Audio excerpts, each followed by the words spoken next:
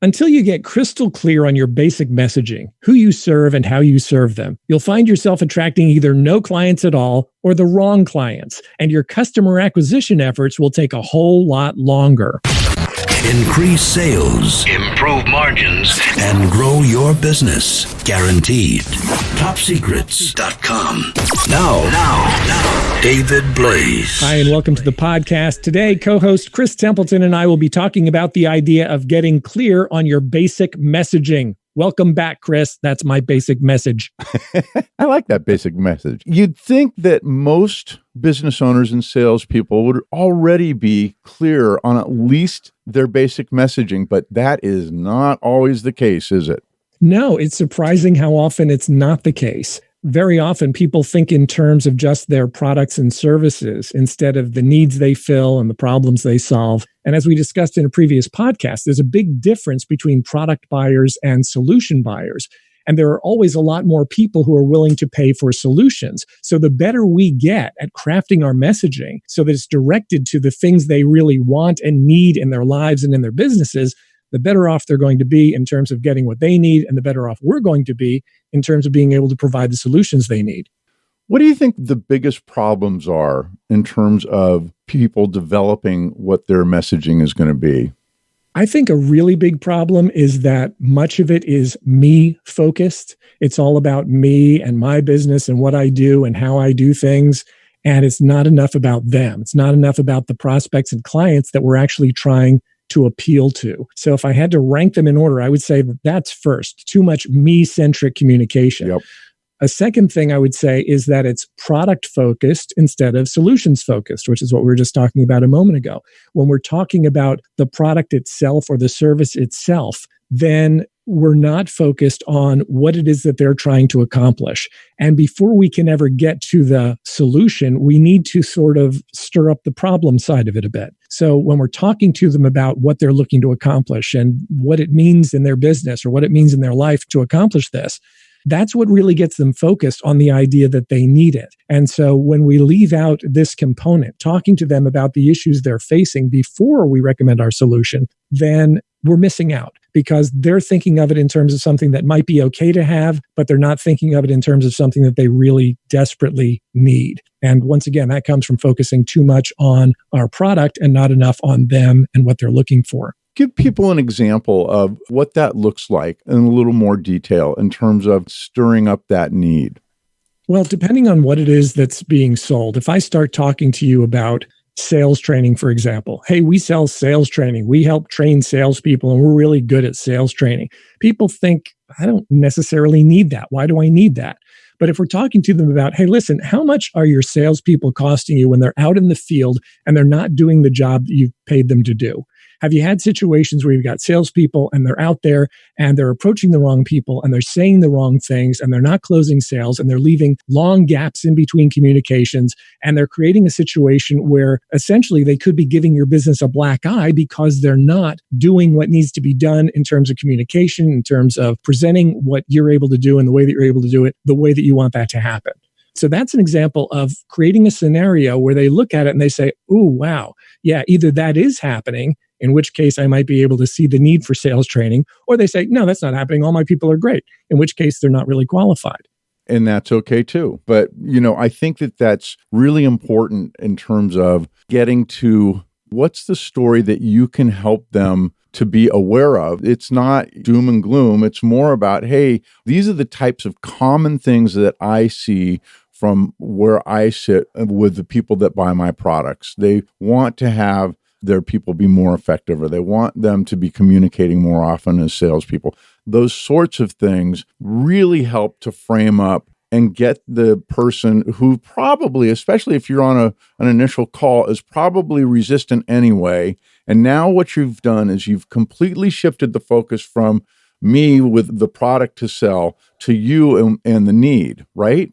Yes, and it goes for whatever product it is that someone is selling. If I'm a realtor and my job is to develop real estate clients, then talking to them about all the properties that I have right off the bat probably isn't a good approach. It might be better to talk to them about, hey, listen, have you ever had a situation where you approached a realtor and they were trying to figure out what you needed and they just couldn't get a handle on what you're looking for, and you wasted lots of time and burned lots of weekends looking at places that just didn't meet your needs at all? That type of thing. You're creating a scenario where they can say, oh, yeah, I have had that situation. And then you talk about, okay, well, this is how we're different. This is how we position ourselves differently. And so no matter what it is that you're selling, you need to be able to have a clear idea of what are some of the issues that this prospect could potentially be facing. And can I paint a picture of that for them? The negative picture of potentially doing business somewhere else first, and then the positive picture of what happens when you're doing business with me. That's sort of an ideal scenario in terms of messaging, is to be able to create that contrast between what they're likely to experience elsewhere and what they're likely to experience with you. Okay, so I'm going to have you do that again because it's so important. You think about the pieces of advice that we give on this, and we talked about, how to get to the decision maker in the last podcast. This is huge. Starting with issues that the prospect may have, right? And go through that process one more time just for good measure. Okay, well, it's just about thinking it through from their perspective. What are the types of obstacles they might run into? What are the types of situations they might have that they might find infuriating? We do a lot of business in the promotional products industry and the print industry.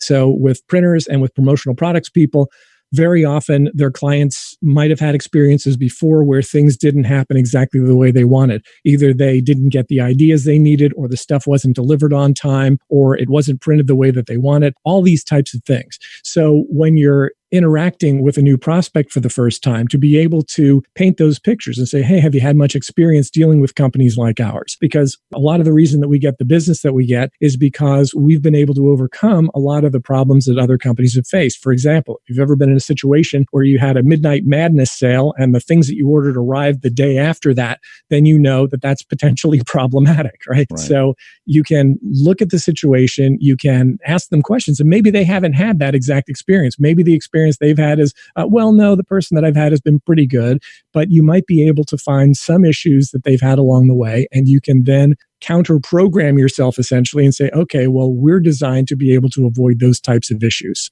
It really handles the whole me-focused concern that we talked about earlier in terms of the biggest problems that people have with their messaging. It totally shifts from me as the salesperson to you, and then being able to provide a solution to that. Why is it, David, that so many salespeople are so product-oriented versus buyer-oriented? Well, it's probably easier because if we understand our products and services, we just want to talk about them.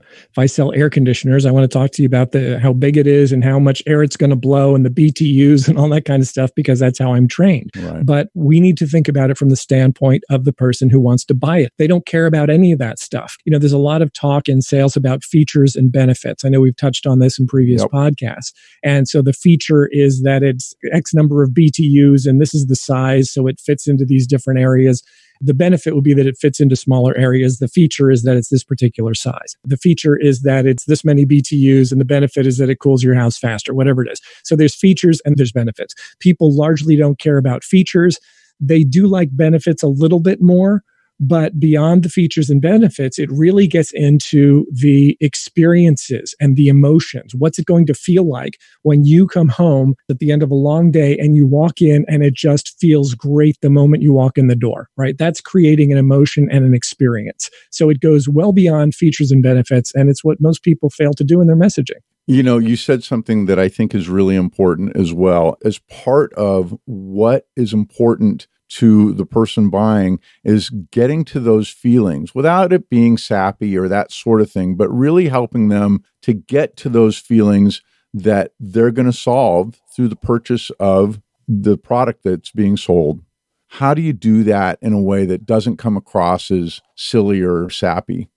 Well, I mean, we're talking about two sides of the sale. We're talking about the logical side of the sale, and we're talking about sort of the emotional side of the sale. And people are going to be making decisions based on both those criteria. I would love to think that I am completely logical and I'm only going to take action based on the facts as they're presented and as I understand them and as I believe them, right? So if I believe all the facts, I'm going to go in completely objectively and I'm going to make the right decision based on the facts.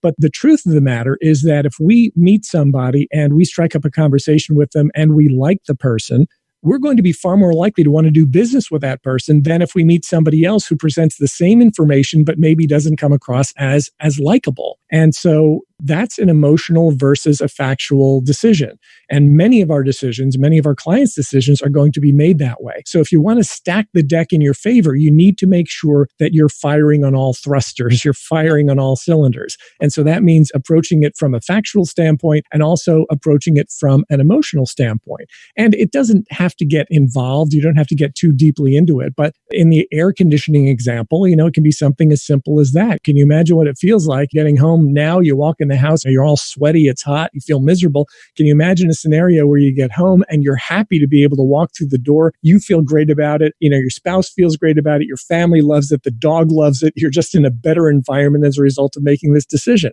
You're painting that picture for them and you're allowing them to write themselves into the story and envision it the way that you want them to envision it. Boy, that is a great way to put it. It allows them to write themselves into that story. And I think it's such a critical piece of looking at it from an emotional standpoint as well. Geez, this feels good. It doesn't have to be over the top, that sort of thing, but just really tap into the whole story and the fullness of that story, both from what it does, features and benefits wise, but more in terms of how I'm going to feel, how much I'm going to enjoy having this product. There's one question that I want to come back to. Getting clear on messaging, it doesn't just help you communicate better, does it? No, it helps with a lot of things. It helps, first of all, with all of your marketing because people can read it. Like if it's a newspaper ad or an online post or social media, something like that, if they read it and if it's crafted well, it's going to impact them better. They can listen to it. So if it's a radio ad, if it's an audio podcast, if it's an online audio, they can hear it. It can make sense to them and you're going to be able to get through. If it's a matter of seeing it, if it's a TV ad, if it's a social media video, if it's a video on Facebook or YouTube, all of these things, when your messaging is right, when it's coherent and they can buy into it, it just impacts all of that.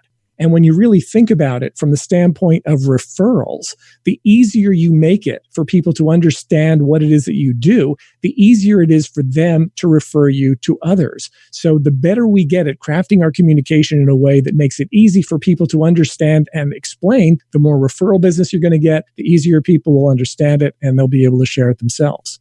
Boy, it's really important to just keep that in mind that as you develop this messaging, you're shooting yourself in the foot if it's not consistent across all of your communications so that you're building that sense of, I guess it's trust, David, just that we're consistent in our messaging. Yeah, it certainly is that. And also when we think in terms of making the messaging easier to understand, we can make it easy for our friends and our family to talk about what we do and how we help people. And very often we make this mistake, particularly if we're operating in a business-to-business environment. We figure that our friends and family aren't necessarily related to all that, but they probably all know someone who is in a business-to-business environment. And if they can explain to other people what you do in a simple enough way where they'll actually want to hear from you, then it's a lot easier to get those referrals. Keeping it simple, stupid, right? Yep, exactly. The old KISS method. I like it. Right. Okay, let's talk about action steps that listeners should take if they want to make sure that their basic messaging is clear. Okay. Well, first thing we want to do is we want to change the focus from you to them. Make it about your prospects. The more you make it about them, the better off you'll be. Their concerns, their problems, their issues, and how you help those problems. Second, you want to make sure your messaging is consistent across your organization and in all your marketing. If you've got one sales guy who says one thing and another sales guy who says another thing, and that says something different than what's in your printed materials, and that's different than what's on your website, you are just confusing people. So you want to make sure that your messaging is consistent across all platforms and people. Third, you want to use simple language that makes it easy for people to talk about you whenever they're referring you to other people, and simple messaging that when they read it in an ad or hear it in an audio or see it in a video, they can understand it, internalize it, and they can then communicate it to other people. And the way that we do this, and we didn't really even get into this, but just really briefly, one of the ways that you want to think of this is in terms of three things. Okay, so if you want to put together some basic messaging that will position you correctly, think in terms of three things. The first thing is, I am. Who am I? I am a chiropractor. I am a sales representative. I am a printer. Who am I? Then the second thing is, I do. What do I do? I adjust spines if I'm a chiropractor. I provide the appropriate solutions for my clients if I'm a sales rep. Or I provide printed solutions designed to get you the results you want if I'm a printer. So it's I am, I do, and then probably most importantly, I help. Who is it that you help? I help people with back pain to experience quick relief if I'm a chiropractor. I help local businesses to achieve their desired results with printed materials that highlight their biggest advantages and benefits if I'm a printer. I help my clients get the results they need if I'm a sales rep. So we think in terms of those three things. And more often than not, it's the I helps that are really going to make the biggest difference in terms of positioning you with clients and allowing them to understand what you do for them. Well, and I think it also takes care of the default objection of you're just trying to sell me something. When I move to I help you to accomplish X, Y, or Z, that is a whole different change in focus, isn't it? Absolutely. Another outstanding podcast. What do we have coming up in our next podcast, David? All right. Next time, we'll be talking about what works and what doesn't when it comes to your marketing vehicles. Excellent. David, thank you. See you on the next podcast. Sounds good. Thanks, Chris. TopSecrets.com. If you're tired of flat or declining sales and losing business to your competitors, be sure to check out my latest web presentation entitled Programming Clients to Choose You. Who are your very best prospects currently programmed to buy from? Is it you or someone else? If you want it to be you, visit topsecrets.com/choose and register for the free presentation now. That's topsecrets.com/choose. Increase sales, improve margins, and grow your business guaranteed. Top Secrets. TopSecrets.com.